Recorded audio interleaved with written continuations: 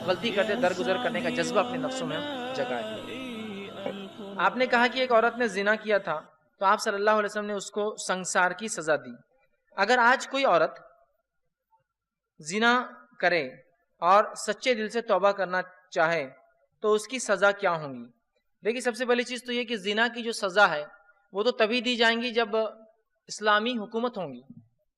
اب چونکہ اسلامی حکومت نہیں ہے تو وہ سزا کا کفارہ جو ہے، مطلب سزا لے لینا ہے، کفارہ ایک قسم کا گناہ کا، اب وہ سزا کے طور پہ کفارہ تو کنڈیشن وہ تو اب ختم ہوگی۔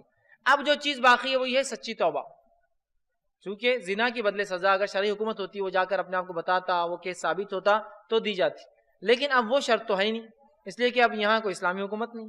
رہا معاملہ اب سچی توبہ کا معاملہ، تو دروازہ ہمیشہ کے لیے کھلا ہے، تو اس معاملے میں عورت سچی توبہ کرے، اس معاملے میں مرد سچی توبہ کرے۔ لیکن آج زنا کا ایسا معاملہ ہو چکا ہے، اللہ رحم کرے، ایسی ایسی باتیں مجھ تک آتی ہیں، ایسے ایسے سوالات آتے ہیں کہ تعجب ہوتا ہے، کیا زنا کو ہم نے مذاق سمجھ لیا اور گناہوں کو ہم گناہ بھی نہیں سمجھ رہے؟ عجیب بات ہے، اور گناہوں کا علم بھی نہیں کہ گناہ ہے۔ یہ سب سے خطرناک چیز ہے، گناہ کرنا تو ایک چیز ہے لیکن یہ پتہ ہی نہ ہو کہ یہ گناہ ہے، یہ کتنی خطرناک بات ہے، کتنی خطرناک بات ہے۔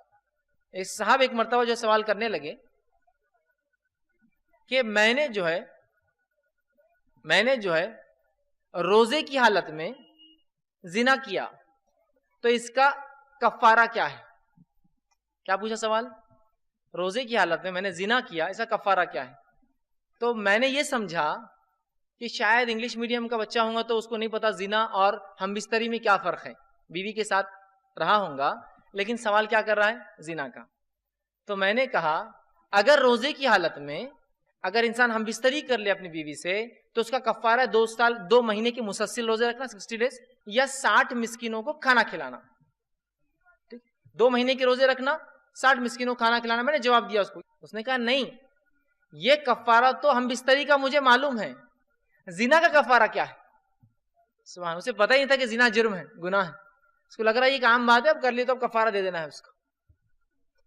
کیسا خطرناک معاملہ ہوگا جب ہم کو گناہ معلوم ہی نہیں گناہ ہے، اور حالات اتنے بد سے بدتر ہوتے چلے جا رہے ہیں کہ اللہ رب العزت رحم کرے۔ بہت سارے ایسے مسلم علاقے ہیں جہاں ورجینٹی ٹیسٹ ہوتا ہے تو لوگ پھر رشتہ بھیجتے ہیں اور رشتہ قبول کرتے ہیں۔ حالات اس حد تک پہنچ چکے، یاد رکھیے کہ گناہ کو اور معصیت کو ہم گناہ بھی نہیں سمجھ رہے ہیں، کتنی بری بات ہے۔ لیکن بہرحال گناہ کسی بھی قسم کا ہو، اگر انسان سچی توبہ کرے اپنے رب سے، سچی توبہ، کیونکہ اب سزا والا کفارہ تو نہیں باقی۔ کچھ سزائیں، کچھ گناہ ایسے جن کا کفارہ دے سکتا ہے انسان دنیا میں سزا کے طور پر، چوری کی ہاتھ کٹ گیا کفارہ ہو گیا، اور دل میں توبہ کر لی تو پھر وہ بھی ختم ہو گیا۔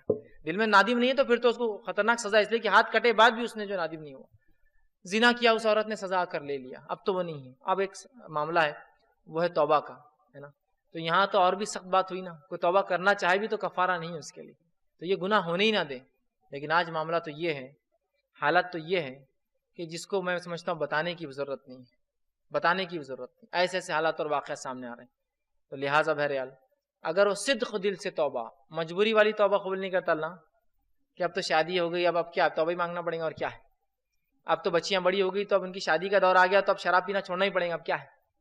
گناہ کو ان کے معصیت کی وجہ سے آپ چھوڑے، ان کی برائیوں اور قباحت کی وجہ سے چھوڑے، اگر سچی توبہ کریں گے انشاءاللہ العزیز ہم اپنے رب کو ضرور بھی ضرور توبہ قبول کرنے والا، گناہوں کو معاف کرنے والا انشاءاللہ پائیں گے۔